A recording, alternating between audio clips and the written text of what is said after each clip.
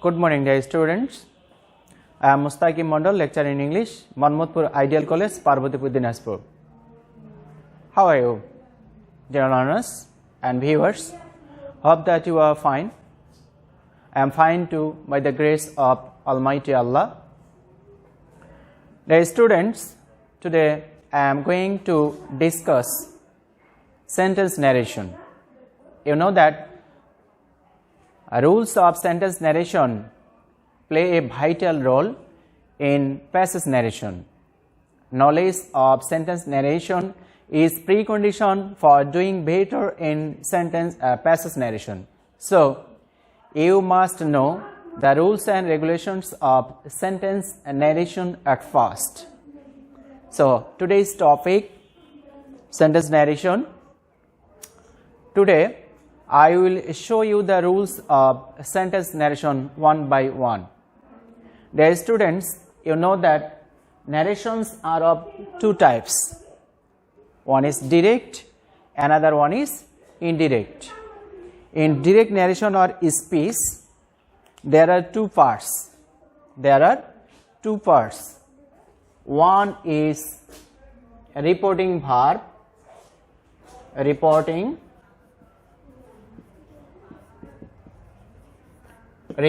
verb. Another one is reported speech. Reported speech.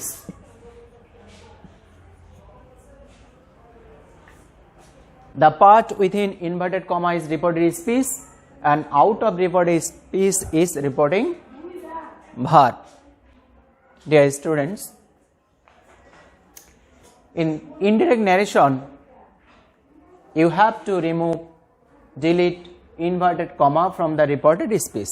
Indirect করার সময় কি করতে হবে? রিপোর্টেড স্পিচ থেকে ইনভার্ট কমা উঠাই দিতে হবে এবং কি করতে হবে? প্রত্যেকটা ওয়ার্ডের যথাসাধ্য চেষ্টা করতে হবে পরিবর্তন করার জন্য। Notice now,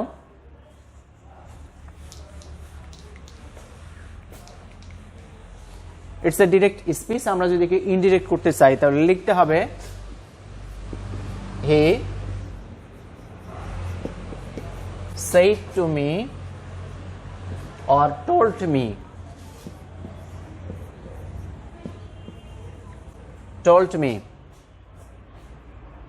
You have to use that in place of comma. কমার স্থানে তোমাদেরকে ব্যবহার করতে হবে that.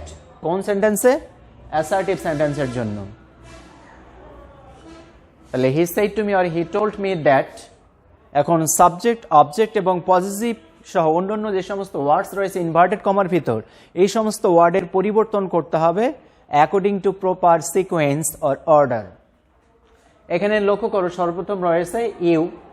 তোমরা জানো যে ইউটা নির্দেশ করছে এখানে অবজেক্ট মিকে, তাহলে এটা হয়ে যাবে আই। ভাব রয়েছে আর, এটা হয়ে যাবে ওয়াস। আবার রয়েছে মাই, ফার্স্ট পারসন, নির্দেশ করবে সাবজেক্টকে, হয়ে যাবে his friend. He said to me that or he told me that I was his friend.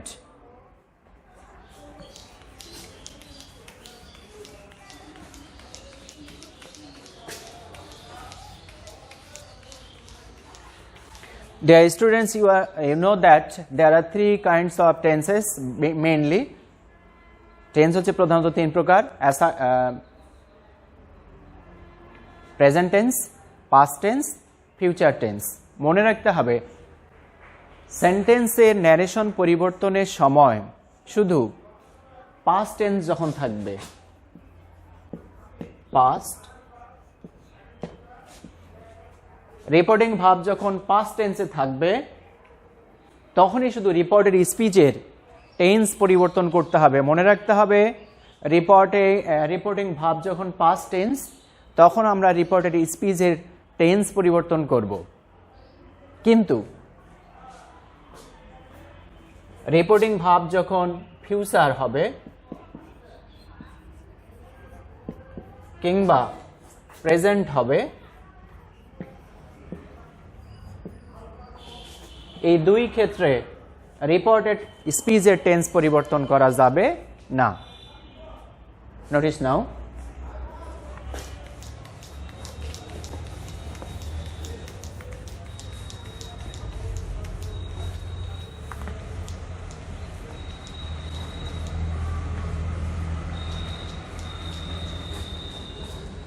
they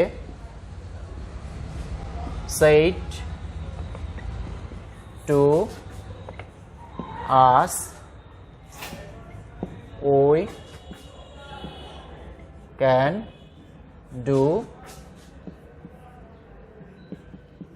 can do this.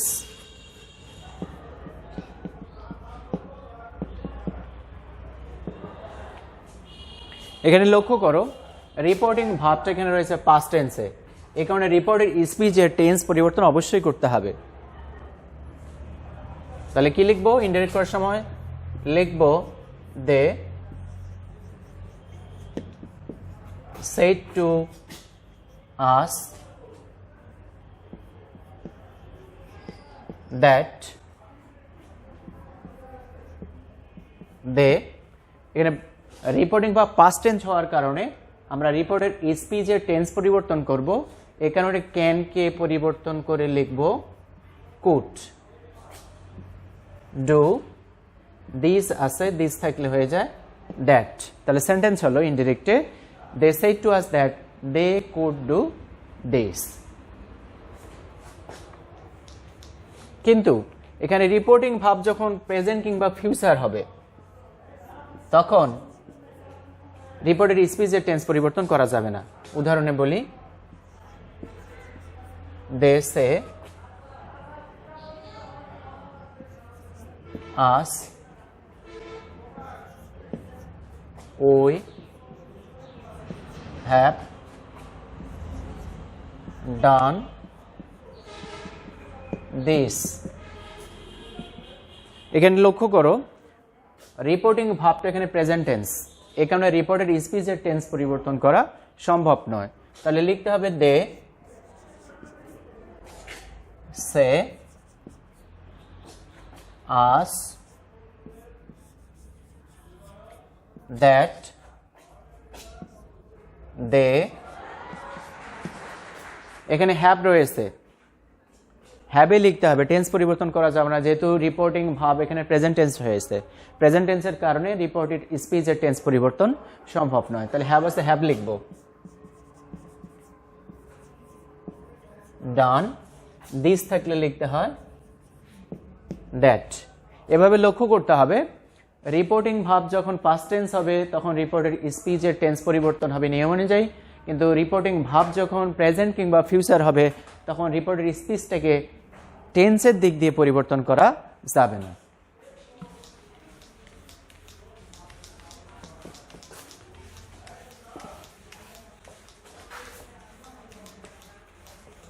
Dear students, you know persons are of three types, namely first person, second person, third person. These persons are changed according to proper sequence or proper order in narration.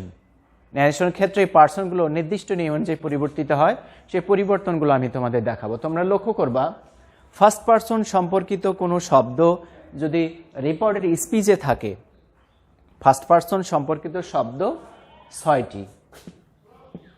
I, me, মাই, ওই, আস, hour. এই 6টি শব্দের যে কোনো একটি যদি reported স্পিচে থাকে তাহলে ইনডিরেক্ট করার সময় এই শব্দগুলি কাকে নির্দেশ করবে? রিপোর্টিং ভার্বের যে সাবজেক্ট থাকবে রিপোর্টিং ভার্বের সাবজেক্টকে নির্দেশ করবে। অর্থাৎ ফার্স্ট পারসন সম্পর্কিত কোনো শব্দ রিপোর্টেড স্পিচে ব্যবহৃত হওয়া আর রিপোর্টিং ভার্বের সাবজেক্ট যেটা সেটা একই ব্যক্তিকে বোঝাবে। অর্থাৎ রিপোর্টেড স্পিচে ফার্স্ট পারসন সরাসরি নির্দেশ করবে রিপোর্টিং ভার্বের সাবজেক্টকে। আন্ডারস্টুড? নোটিস নাও।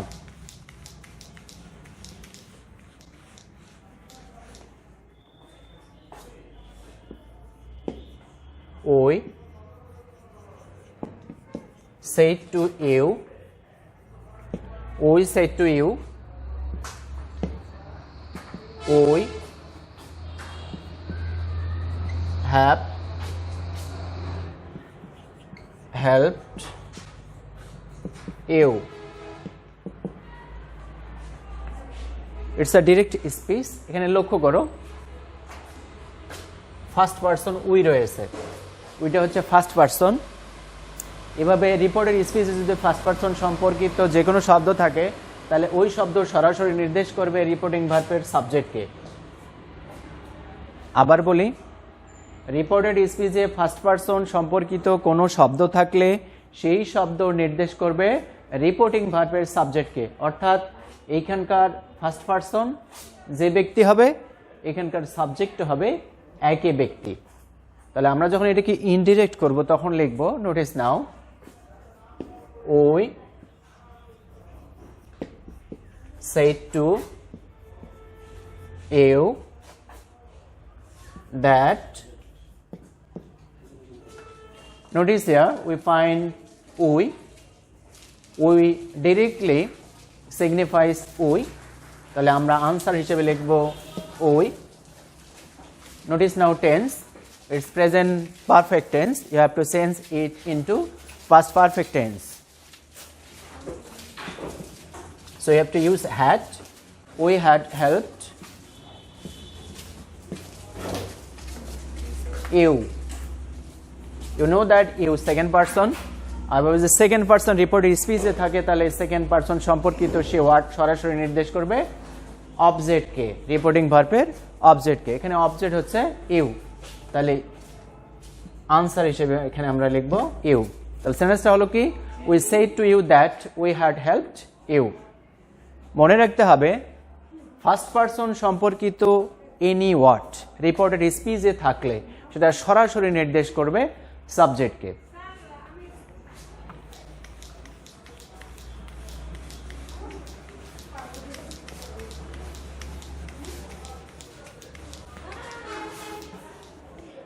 এখন মনে রাখতে হবে যে রিপোর্টেড স্পিচের ভিতর সেকেন্ড পারসন সম্পর্কিত কোনো ওয়ার্ড যদি থাকে,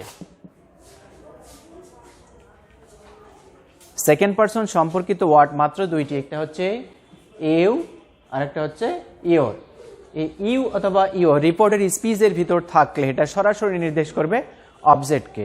তার মানে রিপোর্টিং ভার্বের অবজেক্টও যে ব্যক্তি হবে, রিপোর্টেড স্পিচে ব্যবহৃত সেকেন্ড পারসন একই ব্যক্তি হবে। Have understood? Notice now,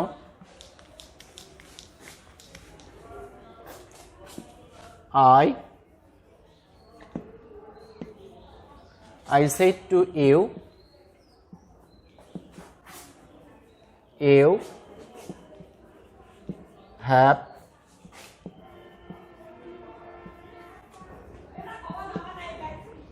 you have forgotten me.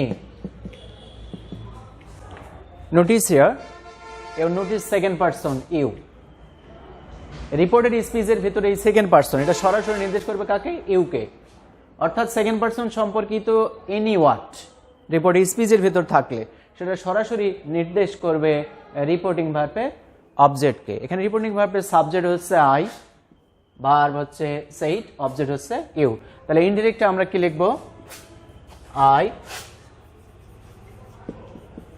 said to you। Assertive সেন্টেন্সের বৈশিষ্ট্য অনুযায়ী আমরা কমার স্থানে ব্যবহার করব দ্যাট। এখন লক্ষ্য করো সাবজেক্ট হিসেবে রিপোর্টেড স্পিচে আমরা পাচ্ছি ইউ। আমরা জানি যে সেকেন্ড পারসন হচ্ছে ইউ, এটা সরাসরি নির্দেশ করছে রিপোর্টিং ভার্বের এই ইউকে। তাহলে এখানে দ্যাটের পর লিখতে হবে ইউ। টেন্সের দিকে তাকাও, হ্যাভ আছে তাহলে হয়ে যাবে হ্যাড। ফরগটেন পাস্ট পার্টিসিপল, এটা ফরগটেন হিসেবে ব্যবহার করতে হবে, ফরগটেন। তারপর লক্ষ্য করো মি হচ্ছে ফার্স্ট পারসন রিলেটেড একটি ওয়ার্ড। ফার্স্ট পারসন সম্পর্কিত কোনো ওয়ার্ড হলে একটু আগেই আমি বলেছি এটা সরাসরি নির্দেশ করবে সাবজেক্টকে। তার মানে এখানকার মি নির্দেশ করতেছে আইকে। তাহলে এখন কি লিখতে হবে, মি লিখতে হবে। কেমন করে লিখতে হলো, তোমরা রিপোর্টেড স্পিচে ব্যবহৃত সাবজেক্ট অবজেক্ট এবং পজিটিভ ফর্ম ঘটিত যে পরিবর্তনগুলো করবে এগুলো কেমন করে করবে, যখন দেখবে যে তোমরা সাবজেক্টকে প্রতিস্থাপন করতেছো, সাবজেক্টকে প্রতিস্থাপনের সময় যদি রিপোর্টিং ভার্বের সাবজেক্ট নিয়ে আসো, তাহলে সাবজেক্টের পরিবর্তন হয় না, সাবজেক্ট যা থাকবে তাই লিখবে। অবজেক্টিভ ফর্মে যদি পরিবর্তন করতে চাও, তাহলে রিপোর্টিং ভার্বে ব্যবহৃত সাবজেক্টটাকে অবজেক্টিভে রূপান্তর করে লিখতে হবে। আবার রিপোর্টেড স্পিচের ভিতর যদি পজিটিভ ফর্ম থাকে, তাহলে পজিটিভ ফর্মটাকে ওই পাশের সাবজেক্টটাকে পজিটিভ ফর্মে রূপান্তর করে লিখতে হবে।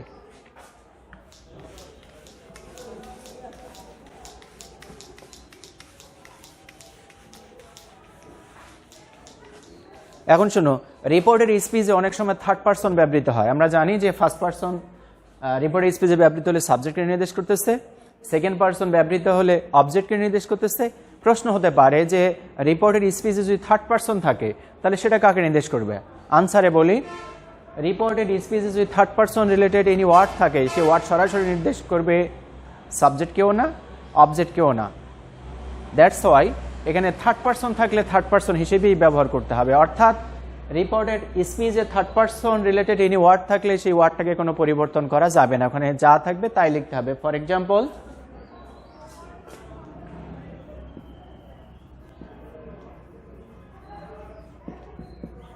they said to us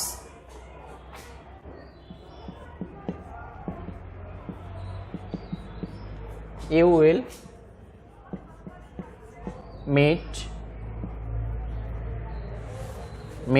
us। তাহলে ইনডিরেক্টলি কি লিখবো? they said to us that, notice it's a reported speech, R reported speech এর ভিতর আমরা সাবজেক্ট পাচ্ছি he is a third person singular number. এই থার্ড পারসনটাকে কোনো পরিবর্তন করা যাবে না, অর্থাৎ হি আছে হি লিখতে হবে। হি টেন্সের পরিবর্তন করতে হবে, উইল আছে লিখতে হবে would. He would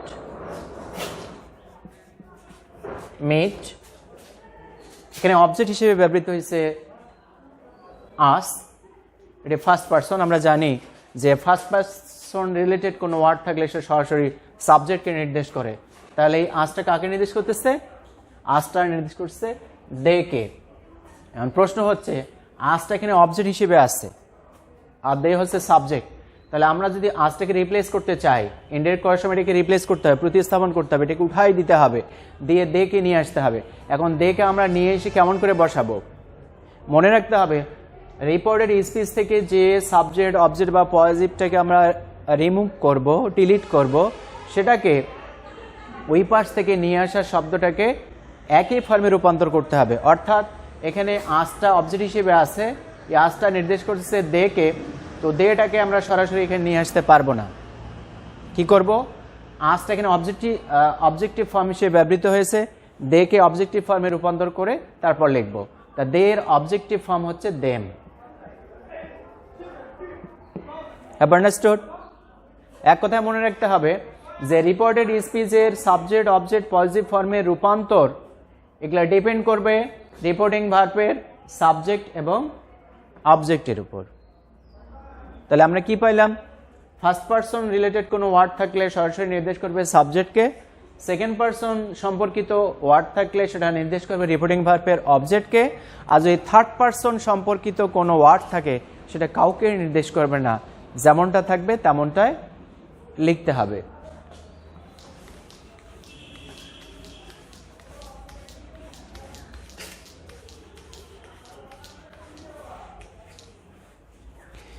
if there is any প্রভাব, যদি কোনো প্রবাদ থাকে, অর ইউনিভার্সাল ট্রুথ, চিরন্তন সত্য বলতে কিছু থাকে, ইন রিপোর্টেড স্পিচ, রিপোর্টেড স্পিচের ভিতর, ইউ কান্ট চেঞ্জ দিস প্রভাব অর ইউনিভার্সাল ট্রুথ। রিপোর্টেড স্পিচের ভিতর চিরন্তন সত্য অথবা কোনো প্রবাদ যদি থাকে তাহলে এটাকে পরিবর্তন করা যাবে না। For example,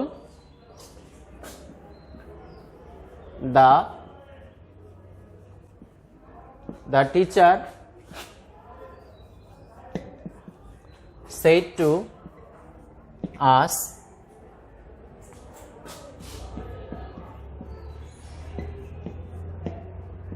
honesty is the best policy. Notice here the teacher said to us, it's a reporting verb. এটাকে লিখব ইনডিরেক্ট করার সময় the teacher said to us, কমার স্থানে that লিখব। Notice now, honesty is the best policy. It's a proverb. এটা একটা প্রবাদ। এই প্রবাদটাকে পরিবর্তন করা যাবে না, যেমনটা আছে তেমনটাই লিখতে হবে। তাহলে আনসার কি হবে? Honesty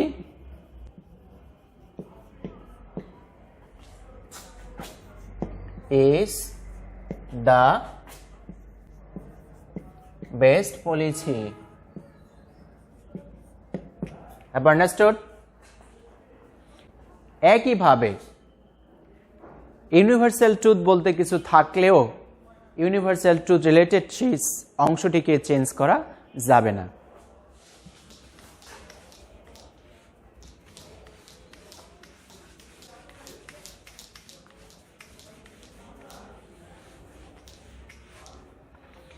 If there is must in direct speech, in indirect you have to use had to instead of must. Direct speech এ যদি must থাকে ইনডিরেক্ট করার সময় সেটাকে had to রূপান্তর করতে হবে। For example,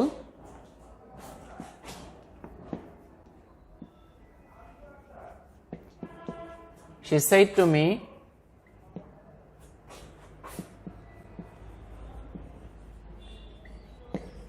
you must do the work. She said to me, you must do the work. Indirectly কি লিখতে হবে? She said to me that you, second person, কাকে নির্দেশ করবে? অবজেক্টকে। অবজেক্ট কি আছে? মি। তাহলে ইউটাকে উঠাই দিয়ে মিকে নিয়ে আসবো, নিয়ে এসে কেমন করে বসাবো? ইউটা যে ফর্মে আছে মিটাকে সেই ফর্মে লিখব। এখানে যে শব্দটাকে উঠাই দেব তাকে কোশ্চেন করব, হোয়াট ইজ ইউর ফর্ম? এই অ্যান্সারে বলতেছে যে I am in subjective form. তাহলে এখানে নিয়ে আসা শব্দটাকে সাবজেক্টিভ ফর্মে রূপান্তর করতে হবে, তারপর বসাতে হবে। তা মিকে আমরা যদি সাবজেক্টিভ ফর্মে রূপান্তর করতে চাই তাহলে সেটা হয়ে যাবে আই। এখন লক্ষ্য করো মাস্ট আছে ডিরেক্টে, মাস্ট থাকলে সেটাকে হ্যাড টু করতে হয়, তাহলে লিখতে হবে I had to do the work. Have understood dear students? তাহলে ডিরেক্ট স্পিচে আমরা যে মাস্ট পাই মাস্টটাকে হ্যাড টুতে রূপান্তর করব। But there is a question, কিন্তু এখানে প্রশ্ন রয়েছে, যদি মাস্ট আবার ইউনিভার্সাল অব্লিগেশন বোঝায়, চিরন্তন বাধ্যবাধকতা বোঝায়, তাহলে মাস্ট ওয়ার্ডটিকে পরিবর্তন করা যাবে না। For example,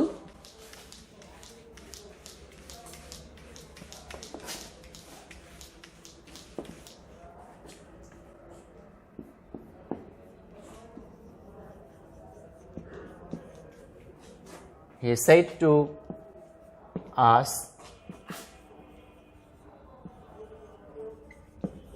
you must obey your parents. এখানেও মাস্ট রয়েছে, কিন্তু এই মাস্টটি ইউনিভার্সাল একটা অব্লিগেশনকে নির্দেশ করতেছে, চিরন্তন একটা বাধ্যবাধকতাকে বোঝাচ্ছে। এখানে অর্থ দেখো, you must obey your parents, তুমি অবশ্যই তোমার পিতামাতাকে মেনে চলবে। এই ক্ষেত্রে এই মাস্টের কোনো পরিবর্তন করা যাবে না, এই ক্ষেত্রে এই মাস্টটাকে হ্যাড টুতে রূপান্তর করা যাবে না। তাহলে আনসার কি হবে? হি said to us that subject বা অবজেক্ট পজিটিভের যে পরিবর্তন সেটা নিয়ম অনুযায়ী হবে এখানে সেকেন্ড পারসন রয়েছে। আমরা জানি সেকেন্ড পারসন রিলেটেড কোনো ওয়ার্ড থাকলে সেটা অবজেক্টকে নির্দেশ করে। এখানকার অবজেক্ট হচ্ছে আস। তাহলে কি লিখতে হবে? ওই। মাস্টের পরিবর্তন হবে না, মাস্ট লিখব। We must ওবে। তারপর লক্ষ্য করো এখানে ইউর শব্দটি রয়েছে। ইউর শব্দটা হচ্ছে পজিটিভ ফর্ম এবং এটা যথারীতি সেকেন্ড পারসন রিলেটেড ওয়ার্ড। তাহলে সেকেন্ড পারসন থাকলে আমরা জানি অবজেক্টকে নির্দেশ করে। তাহলে ইউর শব্দটা উঠাই দিয়ে আজকে নিয়ে আসবো, কিন্তু আজটাকে নিয়ে এসে সরাসরি আজ হিসেবে বসানো যাবে না। এখানে ইউরটা পজিটিভ হিসেবে আছে, আজকে আগে পজিটিভে রূপান্তর করব তারপর বসাবো। আজকে যদি আমরা পজিটিভ করতে চাই তাহলে লিখতে হবে our. Our parents. Have understood?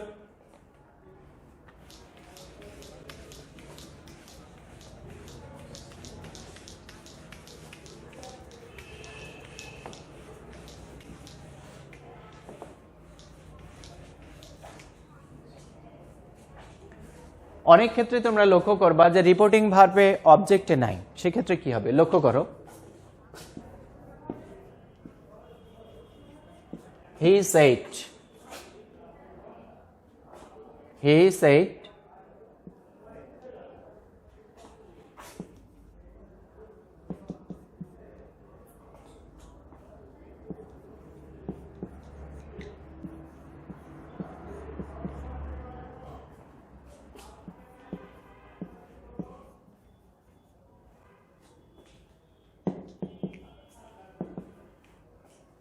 যদি এমনটি হয় যে রিপোর্টিং ভার্বে অবজেক্ট নাই কিন্তু এখানে সেকেন্ড পারসন রয়েছে, সেই ক্ষেত্রে এই সেকেন্ড পারসনটাকে থার্ড পারসনে রূপান্তর করে লিখতে হবে। তাহলে আনসার কি হবে? হে said that। আমরা জানি যে ফার্স্ট পারসন থাকলে সাবজেক্টকে বোঝায়, অর্থাৎ হিকে বোঝাচ্ছে। আমরা হি লিখলাম, উইল আছে, উড হয়ে যাবে ডু, দ্য ওয়ার্ক, ফর। এখানে সেকেন্ড পারসন রয়েছে কিন্তু ওখানে তো অবজেক্টে নাই, তাহলে সেকেন্ড পারসনটা অবজেক্টকে কিভাবে বুঝাবে? যদি এমনটি হয় তাহলে সেটাকে থার্ড পারসনে রূপান্তর করতে হবে। এখন লক্ষ্য করো ইউটা এখানে অবজেক্টিভ ফর্মে রয়েছে, তো আমরা থার্ড পারসন রিলেটেড কোনো একটি শব্দকে যদি অবজেক্টিভ ফর্মে রূপান্তর করতে চাই তাহলে সিঙ্গুলার সেটা হিম হয়, হার হয়, আর প্লুরালে হয় দেম। তোমরা যে কোনো একটা লিখবা।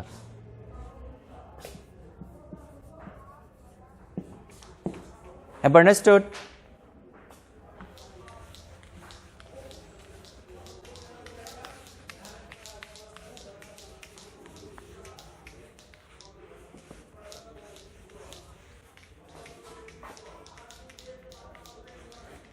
Dear students, I am going to conclude this class no more today. Wishing your overall development. I like to advise you to be attentive to your studies and you must obey the rules of health and regulation. Thank you all. Allah Hafiz.